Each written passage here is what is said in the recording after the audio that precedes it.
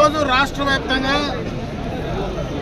అన్నా క్యాంటీన్లు కీర్తిశేషం నందమూరి తారక రామారావు గారి పేరు పైన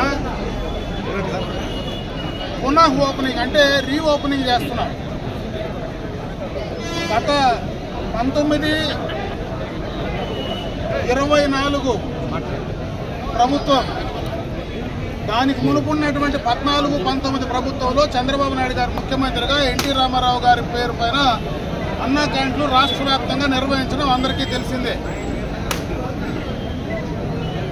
అధికార మార్పిడి అయిన తర్వాత జగన్మోహన్ రెడ్డి గారు ముఖ్యమంత్రి అయిన తర్వాత మొట్టమొదటగా అన్నా క్యాంటీన్లు నిలిపివేయడం, పేదలకు పెట్టేటువంటి అన్నాన్ని పూర్తిగా కూడా లాగేసుకోవడం.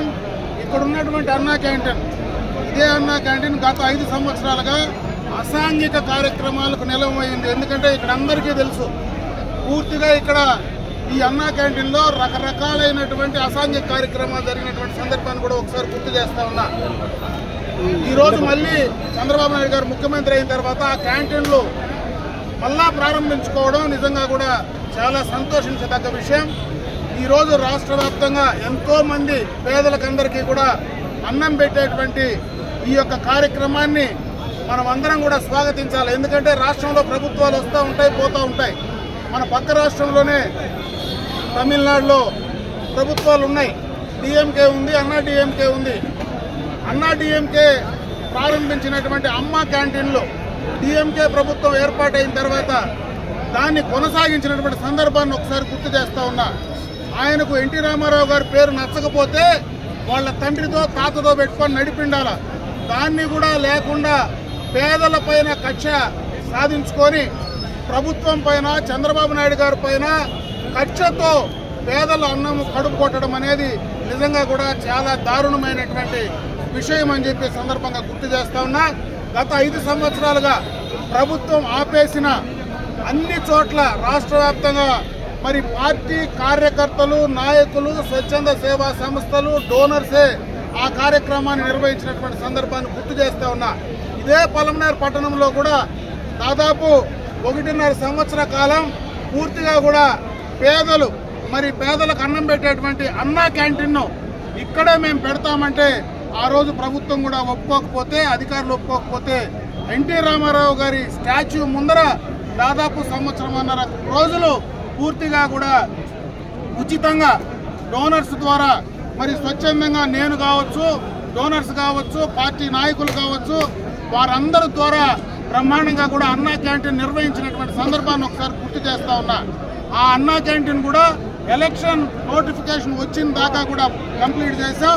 ఎలక్షన్స్ అయిపోయిన తర్వాత కొత్త ప్రభుత్వంలో మళ్ళీ అన్నా క్యాంటీన్ ప్రభుత్వం ద్వారా ఈ రోజు ఏర్పాటు చేస్తున్నాం. కాబట్టి ఈ రోజు నుంచి కూడా మరి ప్రతిరోజు 1000 మందికి ఈ యొక్క అన్నా క్యాంటీన్లో భోజన సౌకర్యం ఏర్పాటు చేసేటువంటి పరిస్థితి ఉంది. గతంలో మన నియోజకవర్గంలో ఇటు పలమనేరు, అటు వీకోట 2 చోట్ల కూడా అన్నా క్యాంటీన్ నిర్వహించినటువంటి సందర్భాన్ని గుర్తు చేస్తా ఉన్నాం.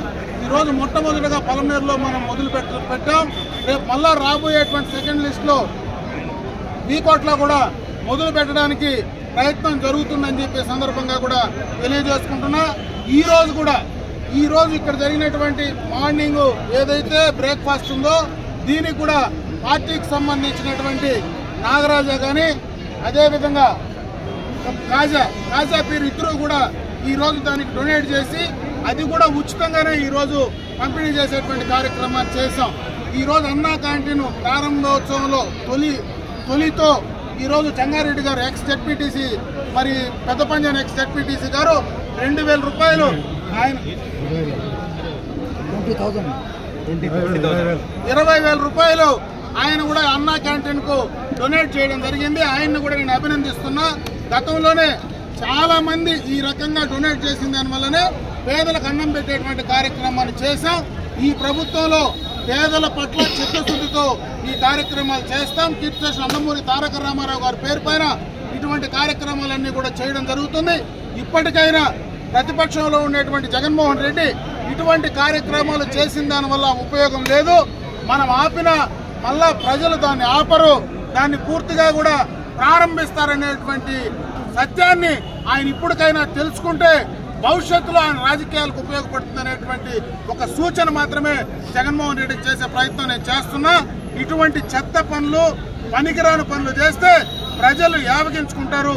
దాని పర్యవసానమే ఈరోజు ఈ రాష్ట్రంలో ఇంత ఘోరమైనటువంటి ఓటమికి కారణభూతమైంది. ముఖ్యంగా కడుపు కొడితే, పేదల కడుపు కొడితే ఏం జరుగుతుందో, పేదల కడుపు మండితే ఏం జరుగుతుందో ఈ రోజు రాష్ట్ర ఎన్నికల ఫలితాలు చూపించాయని చెప్పి సందర్భంగా కూడా తెలియజేసుకుంటూ, ఈ రోజు అన్నా క్యాంటీన్ ప్రారంభోత్సవం చేసుకోవడం, పునఃప్రారంభోత్సవం చేసుకోవడం చాలా సంతోషం. ఇది 4 కాలాల పాటు బ్రహ్మాండంగా జరగాలని ఆ భగవంతుడు ఆశీర్వదించాలా. పైన ఉన్నటువంటి అన్నగారు అందరినీ చల్లగా చూడాలని చెప్పి మనస్ఫూర్తిగా కోరుకుంటున్నారు.